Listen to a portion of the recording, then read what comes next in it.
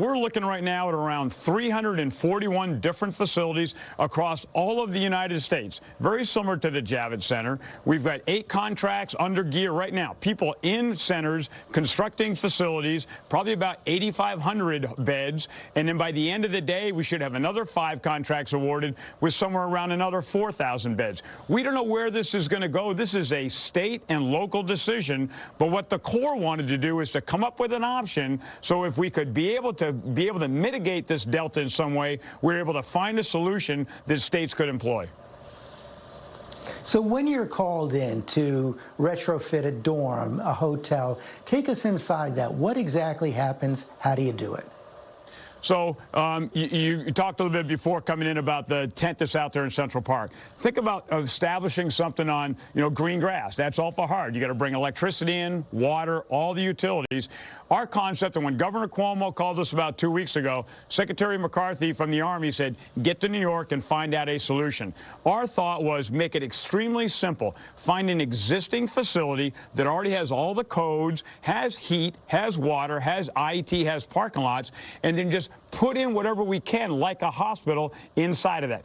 2 big type of thoughts. One is hotels and dormitories. We're doing a lot of those. The other one is large, big open spaces, field hospitals and convention centers. And then us working side by side with the team, and it is a federal state team, HHS, FEMA. We go in and either put in temporary hospitals, we'll build rooms inside there, but the ability to be able to build out an existing facility. That's like Javits right now. We started out and basically got that a couple of days ahead of time and brought that in with about 2,900 rooms that non-COVID people could be treated in. There's 2 types of facilities. COVID is one kind, and that's a little bit more complicated with the pressure. And then there's non-COVID, very similar to what you're seeing in the comfort ship that's up there now. How do you stay ahead of the curve? Where do you expect to be next?